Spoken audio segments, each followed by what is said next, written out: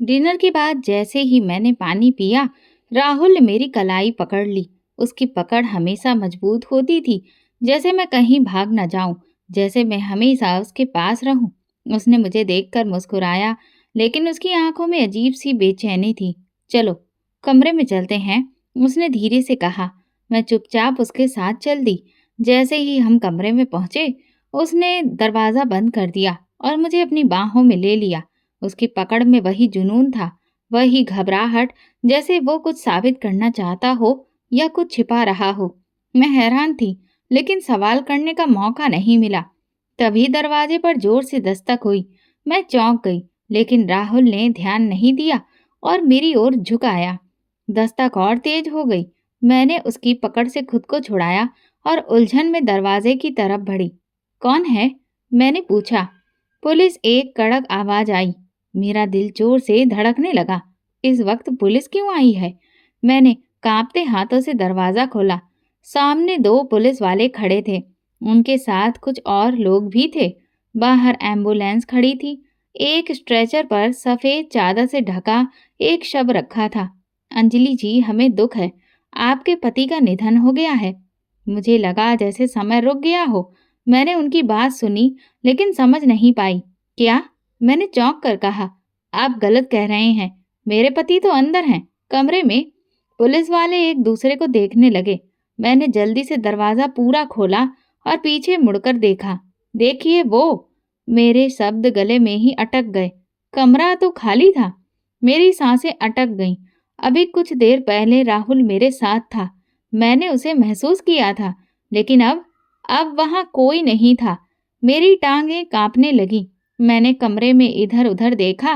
बिस्तर अस्त व्यस्त था। तकिए पर उसकी खुशबू थी, लेकिन वो खुद वहां नहीं था। ये क्या हो रहा है? मेरी आवाज कांप गई। पुलिस वाले चुपचाप खड़े थे। उनके चेहरे देखकर लगा जैसे वे पहले से कुछ जानते थे। हम समझ सकते हैं कि ये मानना आपके लिए मुश्किल है। एक पुलिस वाले ने इशारा किया और स्ट्रेचर पर रखा शव मेरी तरफ बढ़ाया। मैंने डर कर उसे देखा। मेरा दिल तेजी से धड़कने लगा। नहीं, ये नहीं हो सकता। मैंने सिर हिलाया। आप पहचान कर सकती हैं। मेरा शरीर ठंडा पड़ गया। मेरे हाथ कांप रहे थे, लेकिन जैसे ही पुलिस वाले ने कफन का कोना हटाया, मेरी सांसें रुक गईं। मैंने आंखें फेर लीं। नहीं, नहीं, ये झूठ है। मैंने पीछे हटने की कोशिश की, लेकिन फिर हिम्मत करके दोबारा देखा। मेरा दिल एक पल के लिए रुक सा गया। ये कैसे हो सकता है? मेरे सामने राहुल का शव था, लेकिन अगर वो यहाँ है, तो कमरे में कौन था? मेरा दिमाग सुन्न हो गया। मेरी आंखों के आगे अंधेरा छाने लगा। अंजलि जी, आप ठीक हैं? पुलिस वाले ने मेरे कंधे पर हाथ रखा, लेकिन मैंने झटके से खुद को पीछे कर लिया। मुझे अंदर जाना है। मैं भागती हुई कमरे में गई। मैंने हर जगह देखा। अलमारी खोली, बाथरूम का दरवाजा खोला, खिड़की के पर्दे हटाए, लेकिन वो कहीं भी नहीं था। ये कैसे हो सकता है? अभी कुछ पल पहले मैंने उसे छुआ था, उसे महसूस किया था, वो मेरे साथ था। फिर ये शव कहाँ से आया? पुलिस वाले की आवाज मेरे कानों में गूंज रही थी। आपके पति का निधन हो गया है। मैंने सिर झटका। नहीं नहीं, ये कोई बुरा सपना है। मैं अभी जाग जाऊंगी।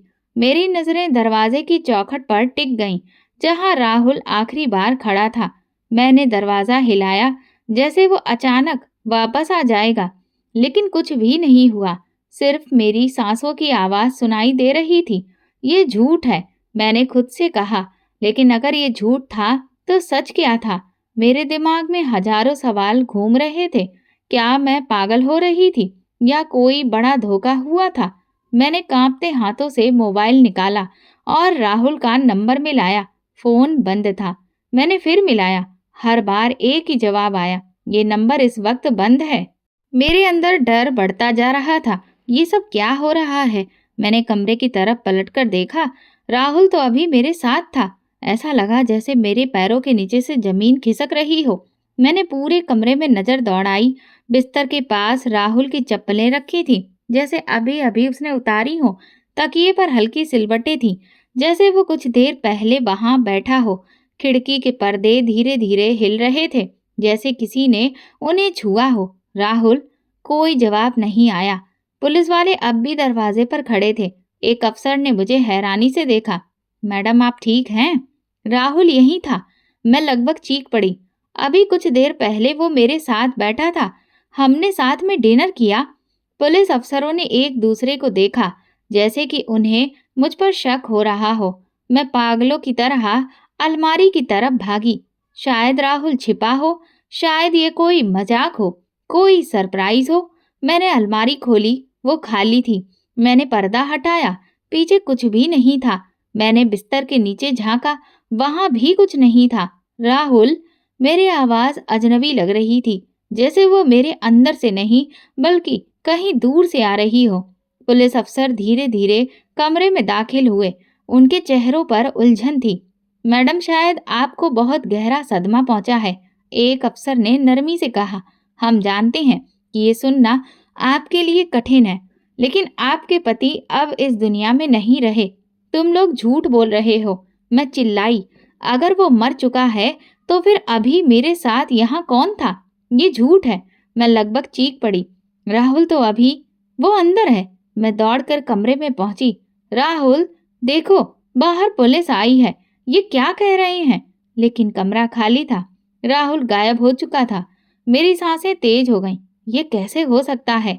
अभी कुछ देर पहले वो मेरे साथ था। मैंने खुद उसे छुआ था, उसकी खुशबू महसूस की थी, उसकी आवाज सुनी थी। फिर वो कहाँ गया? राहुल। मैंने घबराकर फिर पुकारा, लेकिन कोई जवाब नहीं आया, बस सन्नाटा था। मैं लड़खड़ाते कदमों से बाहर आई। बाहर मोहल्ले के लोग इकट्ठा हो चुके थे। पुलिस वाले अभी भी मेरे सामने खड़े थे। ये सब झूठ है, मैंने बमुश्किल कहा। ये झूठ हो सकता है, पुलिस अफसर ने नरमी से कहा। हम समझ सकते हैं कि यह आपके लिए कठिन होगा, लेकिन प्लीज तस्दीक कर लीजिए। तस्दीक? मैंने हैरानी से पूछा। मतलब? हम आपको सब दिखा सकते हैं। मेरा दिल जैसे धड़कना भूल गया। शव? राहुल का शव? पुलिस वैन के पास सफेद चादर में लिपटा एक शव रखा था। मैं कांपते कदमों से आगे बढ़ी। ये सब एक सपना है, कोई बुरा सपना। ये सच नहीं हो सकता। मैंने कांपते हाथों से चादर हटाई और मेरा दिल जोर से धड़कने लगा। वो चेहरा, वही कपड़े जो राहुल ने डिनर के वक्त पहने थे, लेकिन ये राहुल नहीं था, ये कोई और था। मेरी सांस हलक में अटक गई। ये मेरी आवाज कांप रही थी। ये राहुल नहीं है। पुलिस अफसर चौंक गया। मैडम आप ये क्या कह रही हैं? मैं क्या कह रही थी? क्या मैं खुद भी नहीं जानती थी। मैंने आखिरी बार कमरे की तरफ देखा, फिर उस लाश की तरफ। अगर राहुल मरा नहीं तो वो कहाँ गया? एक अजीब सा डर मेरे अंदर समा गया।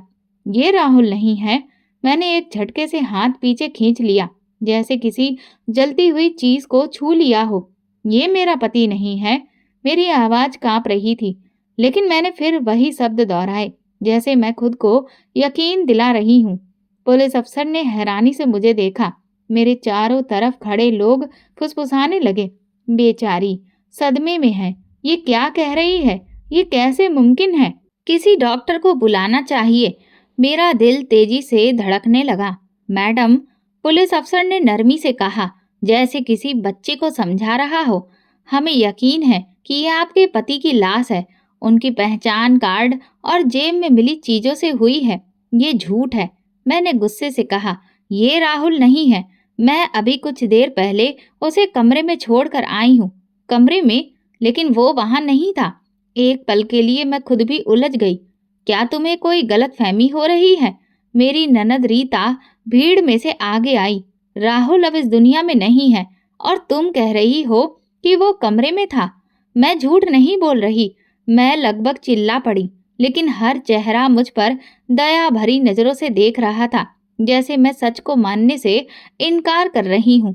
राहुल की माँ, जो अब तक रो रही थी, मेरी तरफ पलटी। अंजलि बेटा, मैं जानती हूँ कि ये बहुत दर्दनाक है, मगर तुम्हें सच को स्वीकार करना होगा। देखो, ये मेरा बेटा है, तुम्हारा पति। ये वो नहीं है। मैंने बेबसी से कहा। ये कोई और है। लेकिन अगर ये राहुल नहीं था तो फिर राहुल कहाँ गया था? पुलिस अफसर ने कुछ सिपाहियों को इशारा किया और वे मुझे सहारा देने के लिए आगे बढ़े, जैसे मैं गिरने वाली थी। मैडम आप सदमे में हैं। बेहतर होगा कि आप अंदर जाकर आराम करें। कल हम फिर आकर आपसे बात करेंगे। नहीं, मैं ठीक हूँ, मैं कोई पागल नहीं हूँ। लेकिन मेरे शब्द गले में अटक गए। मैंने चारों तरफ देखा। हर कोई मुझे ऐसे देख रहा था जैसे मैं पागल हो गई हूँ, जैसे मैं सच को मानने से इनकार कर रही हूँ, या फिर सब मेरे खिलाफ कोई खेल खेल रहे थे। मैं लड़खड़ाते कदमों से घर के अंदर आई। मेरे दिमाग में धुंध छा रही थी। ये सब क्या हो रहा था? राहुल अभी कुछ देर पहले मेरे साथ था। मैंने उसे छुआ था। उसकी खुशबू अभी भी मेरे आसपास थी। उसकी धीमी बातें अभी भी मेरे कानों में गूंज रही थीं। और अब सब कह रहे थे कि वो मर चुका है। नहीं, ये हो ही नहीं सकता। मैंने अपने माथे पर हाथ रखा। दिल तेजी से धड़क रहा था। क्या सच में सब सही कह रहे थे? क्या मैं सदमे में कोई भ्रम देख रही थी? नहीं, मैंने उसे खुद देखा था। मैंने उसके हाथों को अपने चेहरे पर महसूस किया था। तो फिर वो कहाँ गया? मैंने पलटकर अपने ससुराल वालों की तरफ देखा। सब अपने अपने तरीके से दुख जता रहे थे, लेकिन उनके चेहरों पर जो दुख था वो मुझे बनावटी लग रहा था।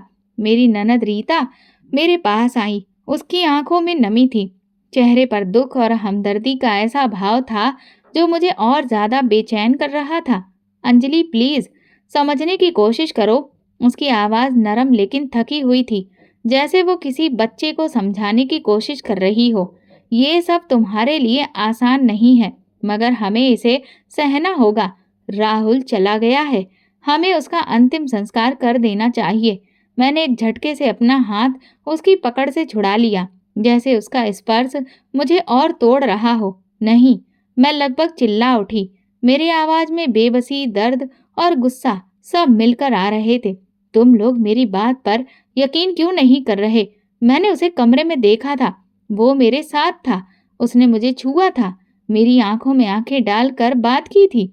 रीता ने गहरी सांस ली, जैसे मेरे शब्दों ने उसके अंदर किसी गहरे दर्द को जगा दिया हो।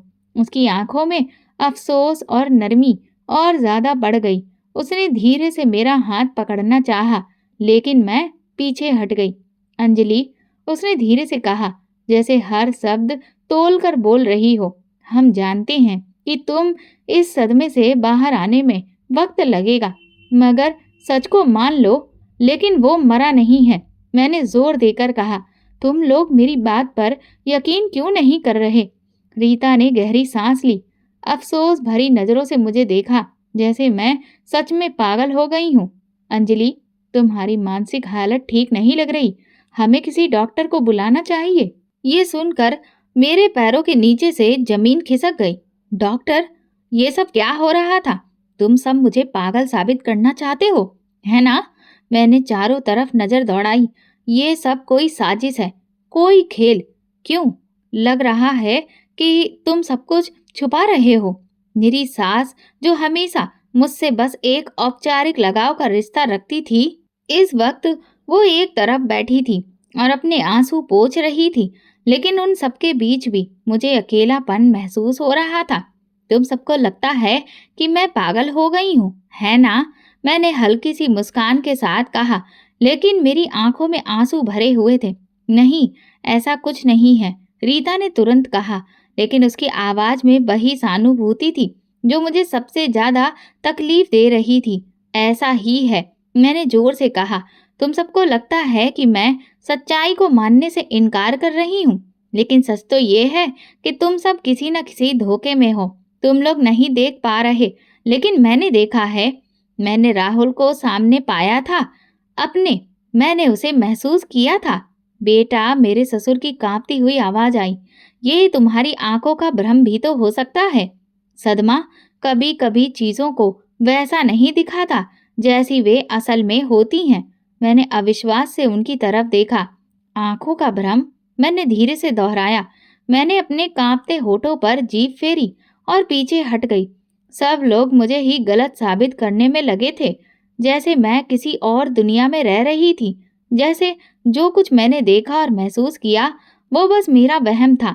लेकिन मैं जानती थी। मैंने राहुल को कमरे में देखा था। मैंने गहरी सांस ली और कांपते हुए अपने हाथों को मुट्ठी में बंद कर लिया। अब मुझे यहाँ किसी पर भरोसा नहीं था। मुझे आराम करना है।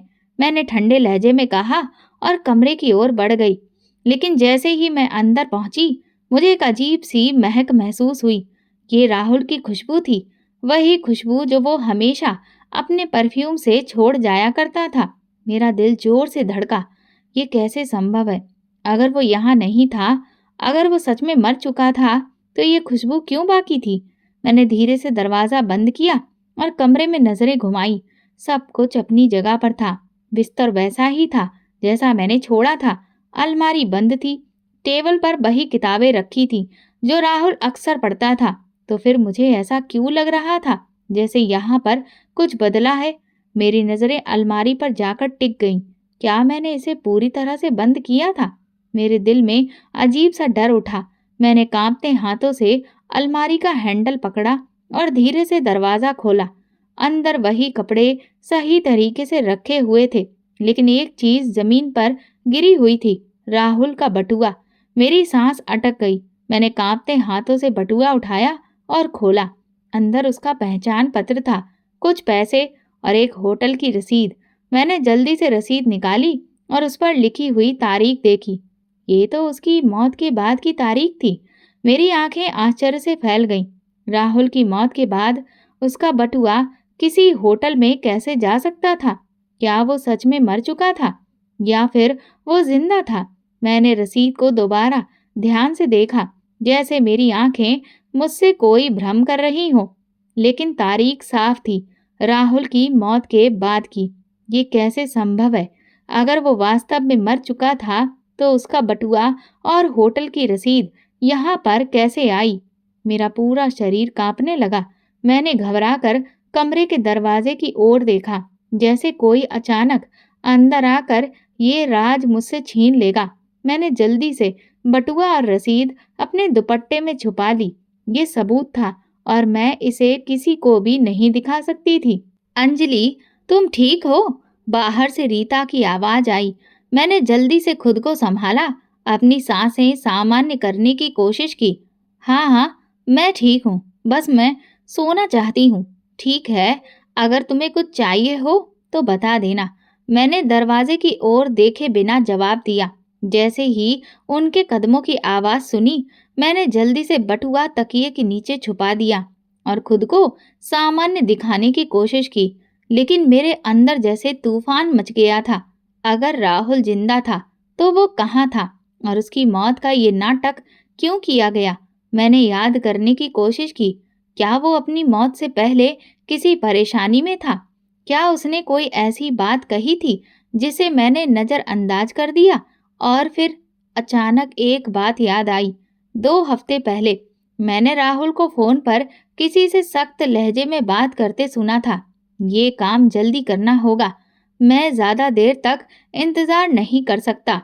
तब मैंने सोचा था कि ये शायद उसके काम का मामला होगा, लेकिन क्या ये उसकी मौत की कोई साजिश थी? क्या वो जानबूझकर सबसे छुप रहा था? मेरा दिल अब जोर से धड़क रहा था।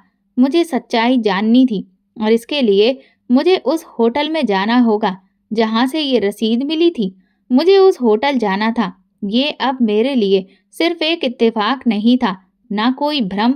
मैंने अपनी आंखों से वो रसीद देखी थी और वो तारीख पढ़ी भी थी। राहुल की मौत के बाद अगर वो मर चुका था, तो उसका बटुआ वहां कैसे पहुंचा? या फिर क्या वो वाकई जिंदा था?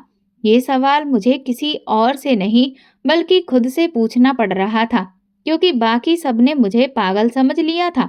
लेकिन मैं जानती थी कि मैं पागल नहीं हूँ। मैंने दोपहर का इंतजार किया, जब सब लोग सुबह नाश्ते के बाद आराम कर रहे थे। चुपचाप मैंने अपना बैग उठाया, रसीद को एक बार फिर देखा और घर से बाहर निकल गई। होटल मेरे घर से ज्यादा दूर नहीं था, मगर वहां जाते हुए मेरा दिल जोर जोर से धड़क रहा था। अगर राहुल वहां हुआ तो, अगर उसने मुझे देख लिया तो, या फिर अगर वो वहां था ही नहीं, अगर ये सब मेरा भ्रम था। गाड़ी होटल के सामने रुकी। मैंने जल्दी से उतरकर इधर उधर देखा, कोई जान पहचान वाला ना हो, कोई देख तो नहीं रहा। होटल बहुत बड़ा नहीं था, बस एक साधारण रिहायशी होटल जहां ज्यादातर मुसाफिर या अस्थायी रूप से रहने वाले लोग ठहरते थे। मैंने अंदर जाकर रिसेप्शन की ओर कदम बढ़ाए। नमस्ते, मुझे एक जानकारी चाहिए। मैंने अपनी आवाज़ को जितना हो सके सामान्य रखा। रिसेप्शनिस्ट ने ऊपर देखा। जी बताइए। मैंने उसके सामने रसीद रखी। ये कमरा किसके नाम पर बुक हुआ था? रिसेप्शनिस्ट ने रसीद पर नज़र डाली, फिर मुझ पर। मैडम, हम ये जानकारी किसी को नहीं दे सकते। मेरा दिल डूबने लगा। प्लीज़, ये बहुत ज़रूरी है। ये मेरे पति की चीज़ है। वो अब इस दुनिया में नहीं है। मैंने जानबूझकर आवाज़ में बेबसी लाने की कोशिश की। रिसेप्शनिस्ट कुछ पल चुप रहा, फिर धीमे स्वर में बोला, ये कमरा बिपिन शर्मा के नाम पर बुक था। बिपिन शर्मा? ये नाम मेरे लिए नया नहीं था। राहुल का सबसे अच्छा दोस्त। मेरे दिमाग में झंझनाहट हुई। राहुल का सबसे करीबी दोस्त, वही बिपिन जो हर वक्त उसके साथ रहता था, जिसे मैंने हमेशा उसका सबसे बड़ा शुभ चिंतक समझा था। लेकिन अब अगर ये कमरा बिपिन के नाम पर बुक था, तो इसका मतलब वो राहुल की मौत के बाद भी इस मामले में किसी तरह शामिल था। क्या वो सच्चाई जानता था? क्या वो भी इस साजिश में शामिल था? मेरा दिमाग सुन्न पड़ने लगा। मैंने खुद को संभालते हुए पूछा, क्या आपको याद है जब वो आया था? क्या वो अकेला था या किसी के साथ? रिसेप्शनिस्ट ने कंधे उचकाए। मैडम, यहाँ रोज सैकड़ों लोग आते हैं। सबको याद रखना मुश्किल होता है। लेकिन वो रुका, जैसे कुछ याद आ रहा हो। हाँ, एक बात याद आई। जब वो आया था तो काफी जल्दी में था और उसके साथ एक और आदमी भी था, लेकिन मैंने उसका चेहरा साफ नहीं देखा। मेरी सांसें रुक गईं। क्या दूसरा आदमी राहुल था? क्या आपके पास कोई सीसीटीवी फुटेज है? मैंने जल्दी से पूछा। रिसेप्शनिस्ट ने ना में सिर हिला दिया। देखिए, ये होटल पुराना है मैडम, यहाँ ऐसा कोई सिस्टम नहीं है। मेरी उम्मीदें टूटने लगीं। मैंने रसीद को मुट्ठी में भींच लिया और होटल से बाहर निकल आई। अब मेरे दिमाग में सिर्फ एक ही सवाल था, बिपिन से सामना कैसे किया जाए? अगर वो इस साजिश में शामिल था, तो क्या वो सच बताएगा? मेरा दिल तेजी से धड़कने लगा। मुझे बिपिन से मिलना था। मैंने फ़ोन निकाला और उसका नंबर डायल किया। कुछ सेकंड बाद उसने फ़ोन उठा लिया। उसकी आवाज़ बिल्कुल शांत थी। अंजलि, तुमने इस वक्त कैसे याद कर लिया? सब ठीक है? मैंने अपने लहजे को सामान्य रखने की कोशिश की। हाँ, बस तुमसे एक बार मिलना था। कुछ जरूरी बात करनी है। अभी? बिपिन ने उलझन से पूछा। अंजलि, तुम्हारी हालत ठीक नहीं है। तुम्हें आराम करना चाहिए। तो वो भी चाहता था कि मैं चुप रहूं। मैंने जबरदस्ती मुस्कुराकर कहा, मैं ठीक हूँ। बस कुछ स्पष्ट करना चाहती हूँ। प्लीज मुझसे मत कतराओ। तुम तो राहुल के सबसे अच्छे दोस्त थे ना। चुप्पी। फिर बिपिन ने कहा, ठीक है, आ जाओ, मैं घर पर ही हूँ। फोन बंद होते ही मेरा दिल और तेजी से धड़कने लगा। ये मुलाकात आसान नहीं होने वाली थी। अब खेल मेरे हाथ में था। मुझे बिपिन की आंखों में सच देखना था। मैंने गहरी सांस ली और गाड़ी में बैठकर बिपिन के घर की ओर चल पड़ी। रास्ते में मेरा दिल बेकाबू हो रहा था। अगर बिपिन इस साजिश में शामिल था, तो वो सच्चाई छिपाने की पूरी कोशिश करेगा। अगर वो बेकसूर था, तो शायद उसके चेहरे पर कुछ ऐसा दिखे जो मुझे हकीकत के करीब ले जाए। गाड़ी रुकी। मैंने दरवाजे पर दस्तक दी। कुछ पलों के बाद बिपिन ने दरवाजा खोला। अंजलि, वो हैरान था। तुमने कहा था कि मिलना चाहती हो, मगर तुम्हारी शक्ल देखकर लग रहा है जैसे तुम्हें कोई बहुत बड़ा शक हो गया है। ये आदमी इतना शांत कैसे हो सकता है? हाँ, मुझे कुछ सवालों के जवाब चाहिए। मैंने सीधे उसकी आंखों में देखा। राहुल की मौत के बाद तुम होटल में क्यों ठहरे थे? बिपिन के चेहरे पर एक पल के लिए घबराहट आई। क्या? तुम तुम वहां क्यों गई? मैंने एक कदम आगे बढ़ाया। राहुल जिंदा है बिपिन। बिपिन की आंखें आश्चर्य से फैल गईं। जैसे ही मैंने उसका सबसे बड़ा राज खोल दिया। ये वही लम्हा था जिसका मुझे इंतजार था। बिपिन के चेहरे पर जो हैरानी और घबराहट दिखी, उसने मेरे सभी शक को सच में बदल दिया। मैं सही थी। कुछ ऐसा था जो मुझसे छिपाया जा रहा था। जवाब दो बिपिन। मैंने एक कदम और आगे बढ़कर सख्त लहजे में कहा। राहुल जिंदा है ना? बिपिन ने नजरें चुरा ली। उसके माथे पर पसीना छलक आया था। है ना? तुम्हें ये सब नहीं खोजना चाहिए। उसकी आवाज़ धीमी हो गई। क्यों नहीं खोजना चाहिए? मैंने तेज आवाज़ में कहा। क्या तुम जानते हो कि मैं किस तकलीफ से गुजर रही हूँ? मैंने अपने पति को मरते हुए देखा था। मैंने खुद उसे महसूस किया था और फिर अचानक पुलिस आई और बताया कि वो मर चुका है, लेकिन उसका शव किसी और का था। तुम सब ने मिलकर मुझे पागल साबित करने की कोशिश की। विपिन ने गहरी सांस ली, जैसे कोई बहुत भारी बोझ उसके दिल पर हो। अंजलि, यहाँ से चली जाओ, उसने धीमी आवाज में कहा। ये सब तुम्हारे लिए ठीक नहीं है। मुझे सिर्फ सच चाहिए। मैं लगभग चिल्ला उठी। विपिन ने मुट्ठियां भींच ली और कुछ देर चुप रहा। फिर उसने बेबसी से मेरी ओर देखा।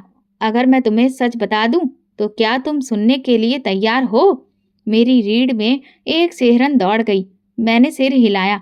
विपिन ने एक पल के लिए आंखें बंद की, फिर गहरी सांस लेते हुए कहा, राहुल मरा नहीं था।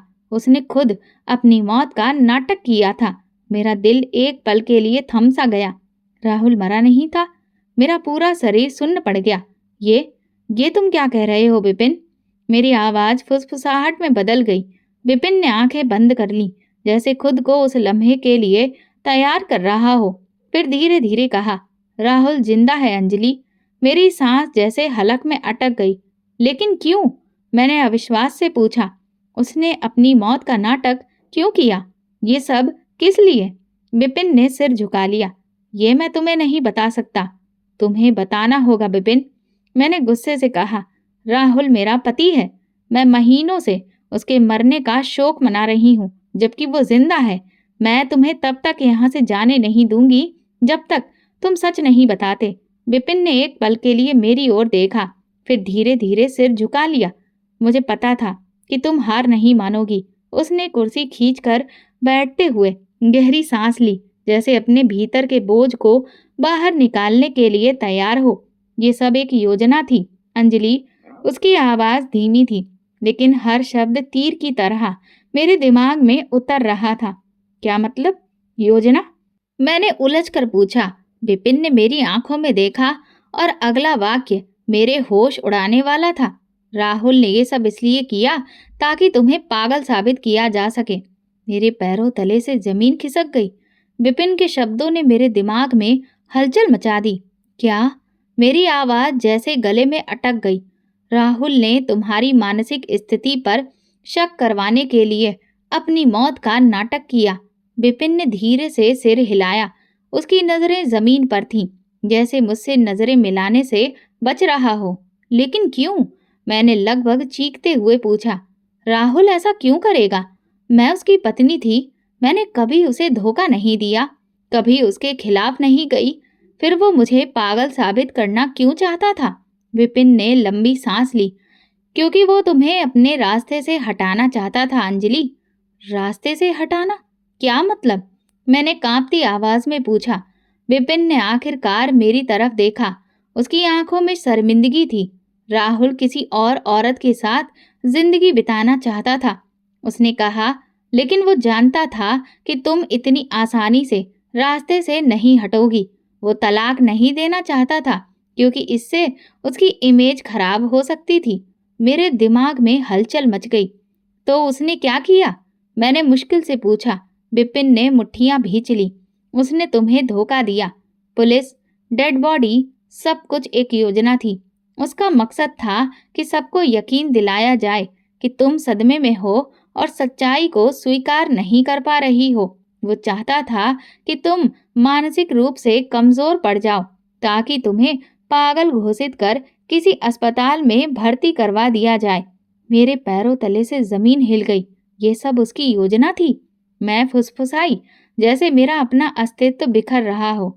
हाँ, विपिन ने अफसोस से कहा, और मैं भी इस साजिश का हिस्सा था। लेकिन अब मैं और चुप नहीं रह सकता। तुम्हें सच जानने का हक है। मेरा पति, जिससे मैंने अपनी पूरी जिंदगी जोड़ ली थी, वही मेरी तबाही का कारण था। अब ये खेल खत्म होना चाहिए था। मेरा दिमाग सुन्न हो चुका था। राहुल, मेरा पति, वो आदमी जिस पर मैंने आंखें बंद कर भरोसा किया था, वही मेरी बर्बादी का जिम्मेदार था। ये सब कैसे मुमकिन है? मैंने बेयकीनी से सिर झटक दिया। पुलिस, डेड बॉडी, सब झूठा केस कैसे हो सकता है? विपिन ने गहरी सांस ली। राहुल ने पैसे और रसूख के दम पर ये सब किया है अंजलि। उसने पुलिस को खरीद लिया। पुलिस को खरीद लिया? मैंने गुस्से से कहा। हाँ, वो अफसर जिसने तुम्हें उसकी मौत की खबर दी थी, वो सब जानता था। किसी और की लाश का थी जो अस्पताल में मर चुका था और जिसका कोई वारिस नहीं था। मेरा दिल जैसे मुट्ठी में आ गया। मैंने कांपते हाथों से अपना दुपट्टा कसकर पकड़ा। और अब वो कहाँ है? मैंने धीमी लेकिन दृढ़ आवाज में पूछा। विपिन ने नजरें चुरा ली। मुझे नहीं पता। झूठ मत बोलो विपिन, मैंने गुस्से में कहा। तुम जानते हो कि वो कहाँ है। तुम इस साजिश का हिस्सा थे। तुम्हें सब मालूम है। विपिन ने मुट्ठियां भींच ली और धीरे से कहा, वो इस वक्त देश छोड़ने की तैयारी कर रहा है। मेरी सांसें रुक गईं। क्या? हाँ, विपिन ने अफसोस से कहा। अब जब उसने सबको यकीन दिला दिया है कि तुम मानसिक रूप से ठीक नहीं हो, तो वो किसी भी दिन देश छोड़ सकता है। अब इस खेल को खत्म करना होगा। मैंने ठान लिया। मैं राहुल को ऐसे जाने नहीं दूंगी। मैंने विपिन की तरफ देखा। मेरी आंखों में अब आंसू नहीं थे। तुम मेरी मदद करोगे? विपिन ने मुझे देखा, फिर धीरे से सिर हिलाया। हाँ अंजलि, अब मैं और झूठ का हिस्सा नहीं बनूंगा। राहुल ने मुझे कमजोर समझा था, लेकिन उसे नहीं पता था कि मैं अपनी तबाही का हिसाब लेना बहुत अच्छे से जानती हूँ। राहुल ने सोचा था कि मैं हार मान लूंगी, मगर अब ये खेल उसके हाथ से निकल चुका था। विपिन ने मुझे बताया कि राहुल 1 हफ्ते के अंदर देश छोड़ने वाला था। उसके सारे दस्तावेज तैयार थे, नई पहचान, पासपोर्ट, सब कुछ। वो कभी भी जा सकता था। विपिन ने कहा, अगर तुम्हें कुछ करना है तो जल्दी करो। मुझे वो सारी जगह बताओ जहां वो छुपा हो सकता है। मैंने सख्त लहजे में कहा। विपिन ने थोड़ा सोचा, फिर बोला, शहर के बाहर एक फार्म हाउस है। उसने मुझसे कहा, वहां पर कई मुलाकातें की थी। हो सकता है कि वो अभी भी वहीं हो। मुझे उसे खुद पकड़ना था। मैंने विपिन की तरफ देखा। क्या तुम मेरे साथ चलोगे? थोड़ी झिझक के बाद उसने कहा, हाँ, मैं तुम्हारी मदद करूंगा। अब ये सब खत्म करना होगा। अब मैं शिकारी थी और राहुल मेरा शिकार। रात में मैं और विपिन फार्म हाउस के पास पहुंचे। वहां सुनसान माहौल था, चारों ओर खेत और अंधेरा। गेट बंद था, मगर अंदर हल्की रोशनी दिख रही थी। वो यहीं हो सकता है, विपिन ने धीरे से कहा। मेरा दिल तेजी से धड़कने लगा। मैंने फोन निकाला और पुलिस को मैसेज टाइप किया, यहाँ आ जाओ। मैं तुम्हें राहुल के बारे में सच बता सकती हूँ। मेरे पास ज्यादा समय नहीं था। मैंने विपिन को इशारा किया और हम अंदर चले गए। फार्म हाउस के अंदर खामोशी थी। मैंने धीरे से दरवाजा धकेला। वो चरमराहट के साथ खुल गया और वही सोफे पर बैठा राहुल मेरे सामने था, बिल्कुल निश्चिंत, बेखौफ।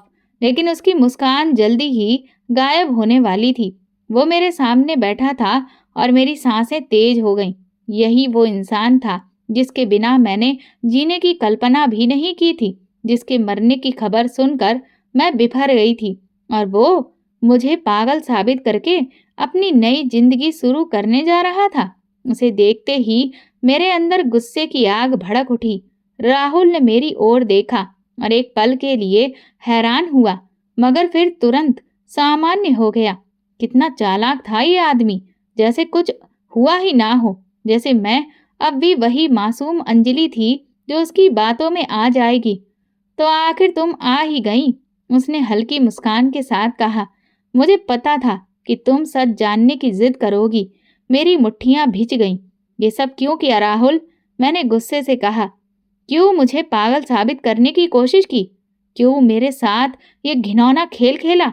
राहुल ने लंबी सांस ली, जैसे मेरी बात सुनकर बोर हो रहा हो।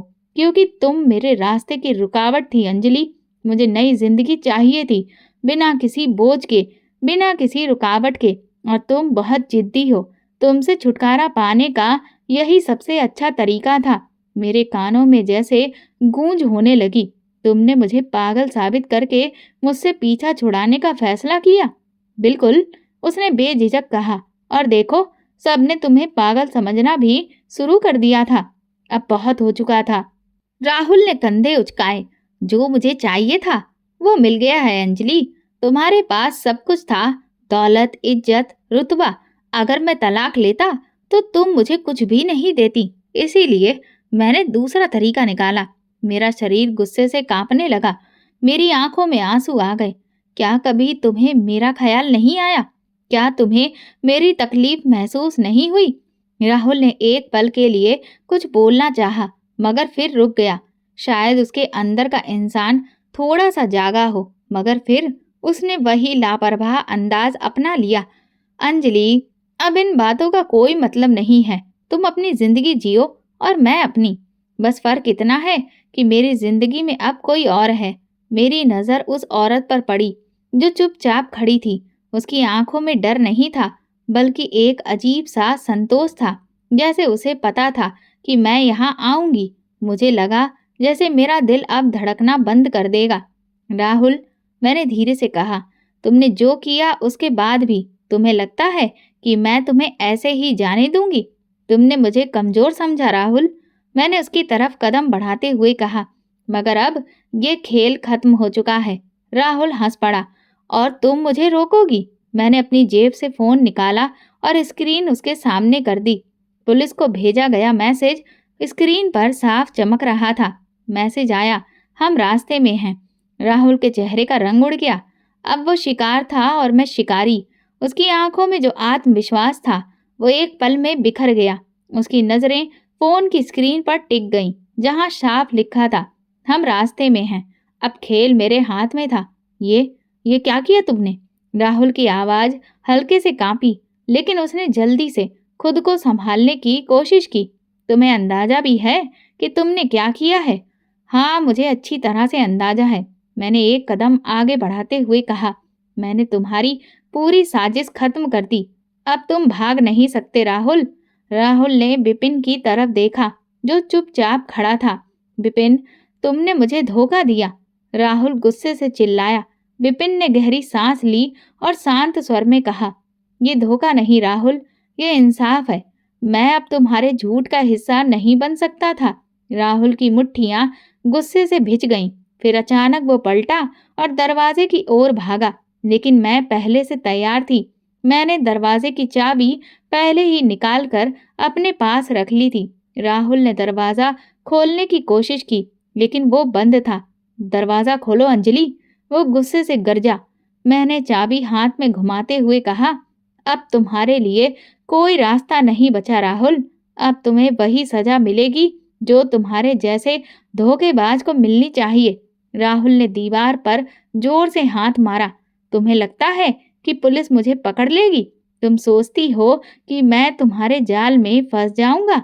मैंने हल्की मुस्कान के साथ कहा, राहुल, तुम पहले ही इस जाल में फंस चुके हो। ये खेल तुम्हारा था, लेकिन अब पासा पलट चुका है। दूर से पुलिस की गाड़ी के सायरन की आवाज सुनाई देने लगी।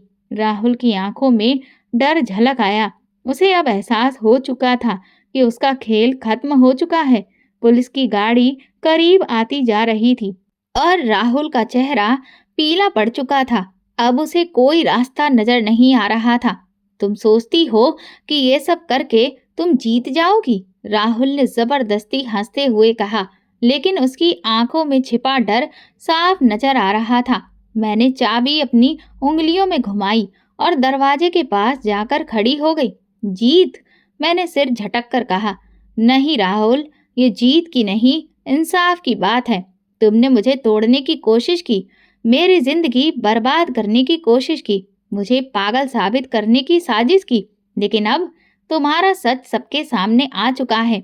राहुल ने गुस्से में दरवाजे पर मुक्का मारा। ये सब गलत फहमी है अंजलि, मैंने कुछ गलत नहीं किया। कितना चालाक आदमी था ये, आखिरी वक्त तक झूठ बोलने की कोशिश कर रहा था। मैंने सख्त नजरों से उसकी तरफ देखा। अगर तुमने कुछ गलत नहीं किया तो फिर पुलिस से भाग क्यों रहे हो? राहुल चुप हो गया। उसके पास अब कोई जवाब नहीं था। विपिन ने लंबी सांस लेते हुए कहा, राहुल, अब सब खत्म हो चुका है। तुम पकड़े जा चुके हो। तभी दरवाजे पर जोरदार दस्तक हुई। पुलिस अधिकारी की कड़क आवाज गूंजी, दरवाजा खोलो। पुलिस! राहुल का पूरा शरीर कांपने लगा। उसने एक आखिरी कोशिश की, मेरी ओर बढ़ा, शायद माफी मांगने, शायद मुझे किसी तरह मनाने, लेकिन मैं 1 इंच भी नहीं हिली। मैंने दरवाज़ा खोला। कुछ ही पलों में पुलिस अधिकारी अंदर दाखिल हो चुके थे। यही आदमी है, मैंने सीधा राहुल की ओर इशारा किया, जिसने अपनी मौत का नाटक करके धोखा दिया। अफसर ने राहुल को सख्त नज़रों से घूरा। मिस्टर राहुल, आपको धोखाधड़ी, फरेब और आपराधिक साजिश के तहत गिरफ्तार किया जाता है। राहुल ने मेरी तरफ देखा। उसकी आंखों में अब भी गुस्सा था, मगर साथ ही एक हारे हुए इंसान की बेबसी भी थी। ये वही पल था जिसका मैं इंतजार कर रही थी। वही शख्स जिसने मुझे पागल साबित करने की कोशिश की थी, अब खुद सबके सामने बेनकाब हो चुका था। राहुल के हाथों में हथकड़ियां देखकर मेरे अंदर एक अजीब सा सुकून महसूस हुआ। ये वही इंसान था जिसने मुझे कमजोर समझकर बर्बाद करना चाहा था, और आज खुद बर्बाद हो चुका था। ये सब झूठ है। राहुल ने आखिरी बार खुद को बचाने की कोशिश की। ये एक साजिश है, मुझे फंसाने के लिए। पुलिस अफसर ने उसे कड़ी नजरों से देखा।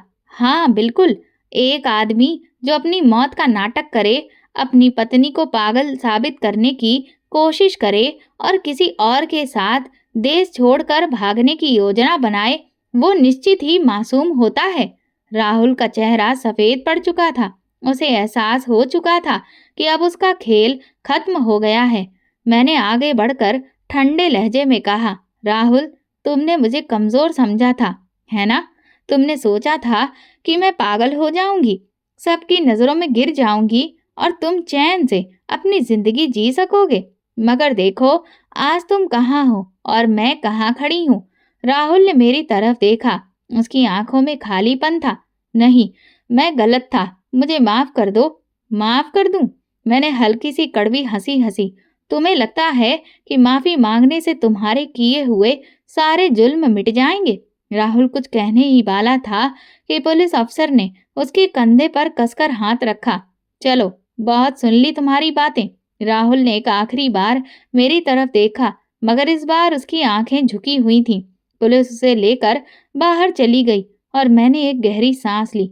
विपिन चुपचाप खड़ा था। मैंने उसकी तरफ देखा और धीरे से कहा, तुमने मेरा साथ देकर सही किया विपिन। विपिन ने गहरी सांस ली। मैं पहले ही बहुत देर कर चुका था, है ना? लेकिन हाँ, अब कम से कम मेरा दिल हल्का महसूस कर रहा है। सब कुछ खत्म हो चुका था, मगर क्या सच में? क्या मैं अब भी वही अंजलि थी जो कभी राहुल पर आंख मूंद कर भरोसा करती थी? नहीं, मैं बदल चुकी थी। अब मैं वो औरत थी जिसने अपनी तबाही के बाद खुद को संभालना सीख लिया था। सब कुछ खत्म हो चुका था। राहुल पकड़ा जा चुका था। पुलिस उसे ले जा चुकी थी, और वही शख्स जो मुझे कमजोर साबित करना चाहता था, खुद सबके सामने शर्मिंदा हो चुका था। लेकिन मेरे अंदर एक अजीब सी शांति थी। मुझे लगा था कि जब ये सब खत्म होगा तो मैं बहुत खुशी महसूस करूंगी, जैसे कोई जीत हासिल की हो। मगर मैं सिर्फ खालीपन महसूस कर रही थी। मैंने अपने आसपास देखा। वो फार्म हाउस जहां राहुल ने अपनी नई जिंदगी की योजना बनाई थी, अब वीरान खड़ा था, जैसे उसे भी शर्म आ रही हो कि उसकी दीवारों के भीतर क्या खेल खेला गया था। विपिन मेरे साथ खड़ा था, चुपचाप। अब क्या करोगी? उसने धीरे से पूछा। मैंने गहरी सांस ली और आसमान की ओर देखा। आज की रात का चांद भी शायद कुछ ज्यादा चमक रहा था, जैसे ये भी मेरे अंदर के बोझ को हल्का करने की कोशिश कर रहा हो। अब मैंने हल्की मुस्कान के साथ कहा, अब मैं वही करूंगी जो मुझे बहुत पहले करना चाहिए था। मैं अपनी जिंदगी अपनी शर्तों पर जीने की शुरुआत करूंगी। विपिन ने धीरे से सिर हिलाया। राहुल तुम्हें तोड़ना चाहता था, मगर तुम और भी मजबूत हो गई हो अंजलि। मैंने एक पल के लिए आंखें बंद की और सोचा, सच में मैं मजबूत हो गई थी। मैंने कभी राहुल को अपनी दुनिया का केंद्र मान लिया था। मैंने अपनी जिंदगी का हर फैसला उसकी मर्जी के हिसाब से किया था, उसके लिए हर त्याग किया। मगर आज मैं समझ चुकी थी कि प्यार आंखें मूंद कर भरोसा करना नहीं होता, और रिश्ते त्याग के नाम पर खुद को मिटाने का जरिया नहीं होते। मैंने विपिन की ओर देखा। सब कुछ बदल चुका है विपिन, और मैं भी। अब मैं किसी और के बनाए गए खेल का हिस्सा नहीं बनूंगी। विपिन मुस्कुरा दिया। तुम्हारे लिए एक नया रास्ता खुल चुका है ना? हाँ, एक नई राह, एक नई शुरुआत। मैंने आखिरी बार उस फार्म हाउस की ओर देखा, जैसे अपनी पुरानी जिंदगी को अलविदा कह रही थी। फिर मैंने गाड़ी का दरवाजा खोला और नई मंजिल की ओर निकल पड़ी। दोस्तों, अगर आपको हमारी ये कहानी पसंद आई हो, तो प्लीज़ कमेंट करके ज़रूर बताइएगा और इस वीडियो को ज़्यादा से ज़्यादा लाइक और शेयर ज़रूर करिएगा। अगर आप चैनल पर नए हैं, तो सब्सक्राइब करके नोटिफिकेशन बेल को ज़रूर दबाएं ताकि अगली अपडेट सबसे पहले आपको मिले। धन्यवाद।